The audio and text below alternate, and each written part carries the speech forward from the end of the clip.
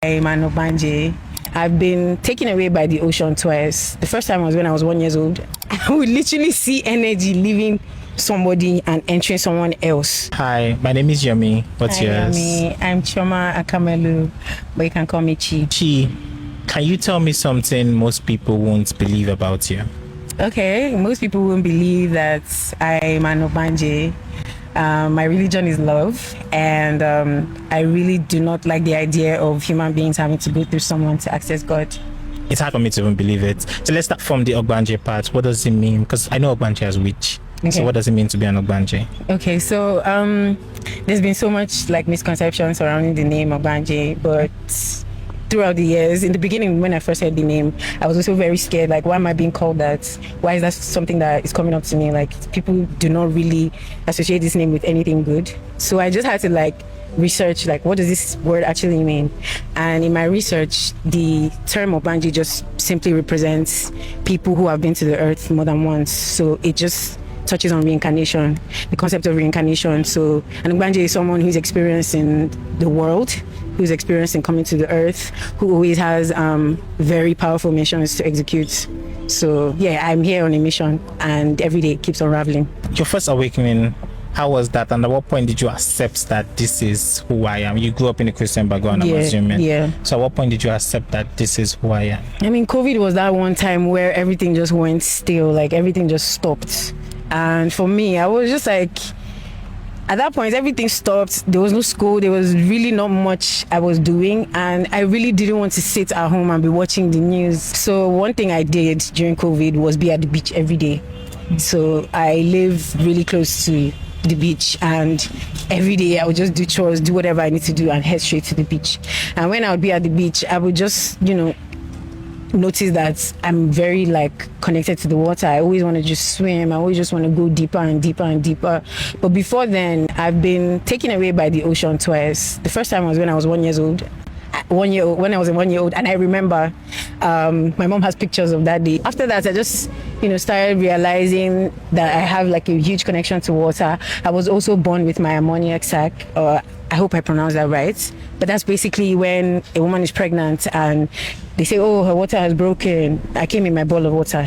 So I came out in my bowl of water. So your mom's water never broke? Yeah, it didn't break. She just, got the pain, and she was panicking. My dad wasn't around, so she just went straight to the hospital. So, 2 questions. First is, what would you consider your religion to be, and how is it practiced? I would say my religion is love.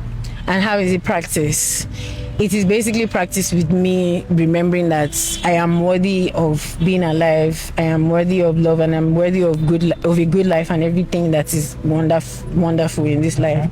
And I really don't know how to explain it, but it is basically me being good to myself so that I can be able to be good to everyone around me. Okay. And then your religion being love, are you connected to a higher being? Christians will call God, Allah.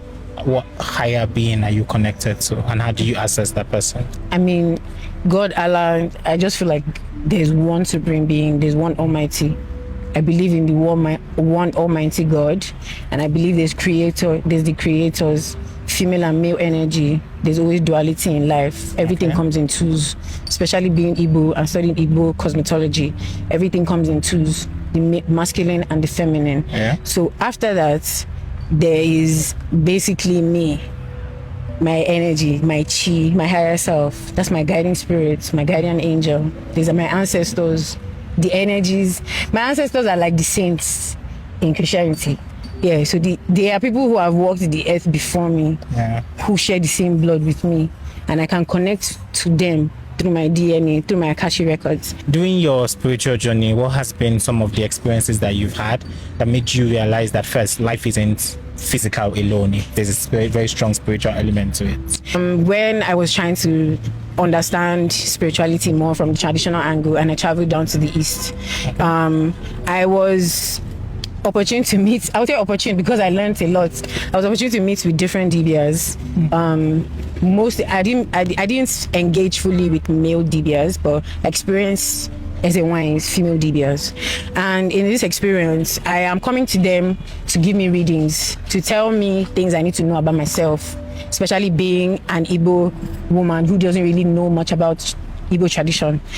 And in trying to do that, they see space or they see leeway to attempt destiny swapping. So whatever works that they want to do for me to connect to myself or to connect to my roots as an Igbo woman, they would manipulate it to suit, their agenda to swap destiny with me. And in all these movements, I would always pray, in my mother's tongue, because your mother's tongue is the most potent language you could ever pray in. I would always pray in my mother's tongue and say, whatever that I'm doing here that goes against my spirit or that goes against me, may it all be shattered, like maybe it all be scattered before me right now.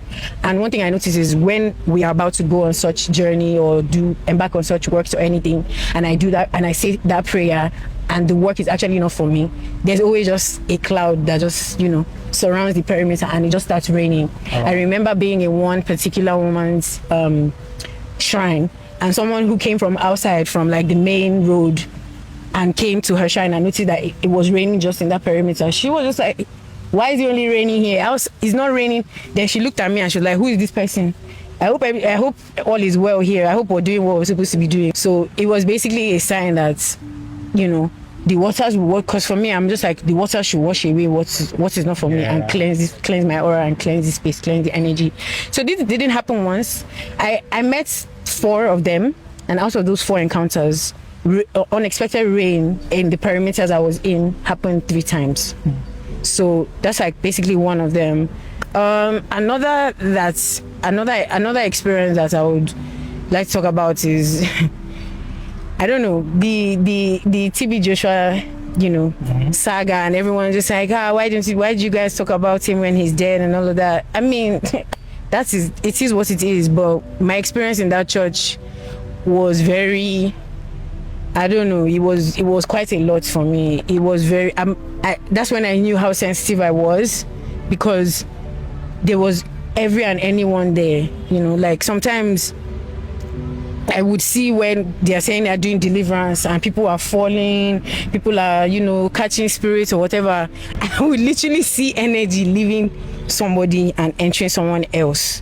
Like, oh, wow. So I would always ask myself, like, is this really helpful to anyone? Because you might be delivering this person.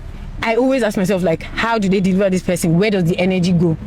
So asking those questions, and then I would and the energy is going into another person.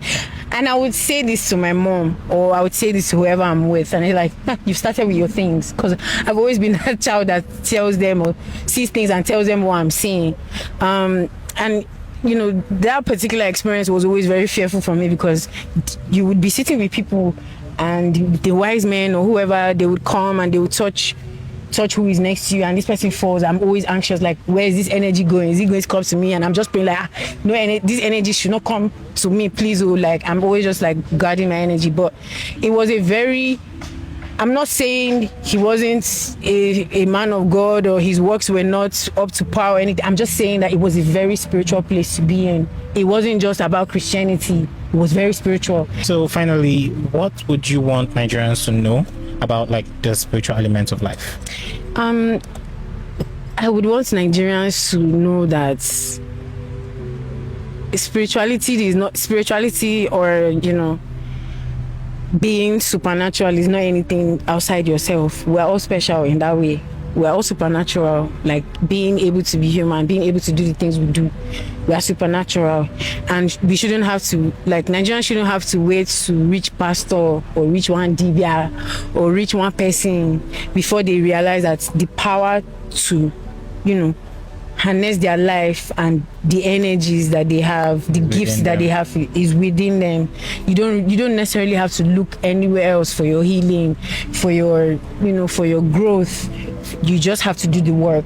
And one thing I've realized is a lot of Africans just don't want to do the work. Thank you so much for sharing your experience. It's actually a very insightful conversation. Thank you. Thank you so much for sharing your experience. Thank you for the platform. It's for you. Thank you so much.